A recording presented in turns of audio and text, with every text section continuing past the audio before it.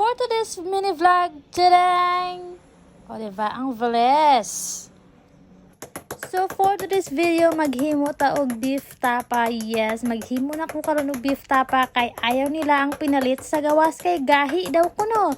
Sumo nang akong gipokpok aron muhumok na ang beef kay para pagluto humok na, dili na sila maglisod og nguya sa ilahang mga ngipon. So mao na akong gipokpok na og mga pila ka minutes, siguro mga 100 seconds kay aron mahumok jud na ang mga beef diha kay para pagbabad nimo matimplahan na dai na. So ngayon guys, maghimo ta og sauce sa atong tapa. So pag maghimo tapa, kailangan naka lipstick, kailangan naka nga ang ulo or hairnet. So nganong lipstick kay para nindo ta sa picture or sa video di ay. So karon mag-prepare na ta, dili na ko ibutang ang sauce. So timplang sa akong sauce bago na ako ibutang dito sa beef nga atong gipika ganina. So una is 1/2 cup of soy sauce. Sunod 1/2 cup of kining calamansi juice. So kailangan nga na gini. Unya kini dai atong gitadtad nga bawang. So kaya mo to na to kaya apil na sa lasa daw. Pero hinlo po datong kamot no. So kailangan hinlo po datong kamot.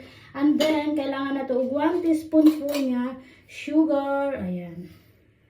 So i-mix ra ni nato.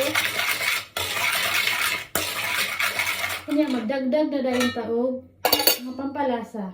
Kini ground pepper, tansya meter ang gamit nato kay depende sa unsa kadaghanon niyong gusto. Kamo na gyud bahala. Kung gusto niyo daghan kayo, hala sige daghan na. Way masuko kay inyo man na. Tapos unsa man isa, onion powder. Tapos garlic powder. So ngani ra gyud ni siya kana, pampadagdag lasa ra gyud siya. Tibugol na ni. Puno ra na ron. Kanay bahala kung unsa kadaghan nimo ang gusto. Pagkahuman i-mix.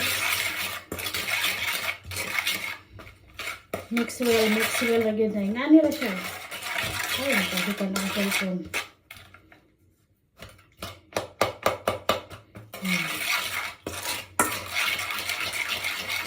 Kay nganong dili na ko ibuhos ito as a beef dayon kay pag dili mo gud matilawan pa nimo ba? Diba? So ma-adjust ka nimo ang lasa. So tilawan nimo. Ipon mo kutsara ano tilawan nimo.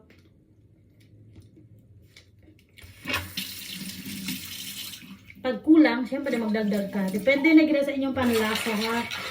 So dili kami first time nga naghimo og tapa. First time na akong himo kay kuan parat siya. So ni anak mo mga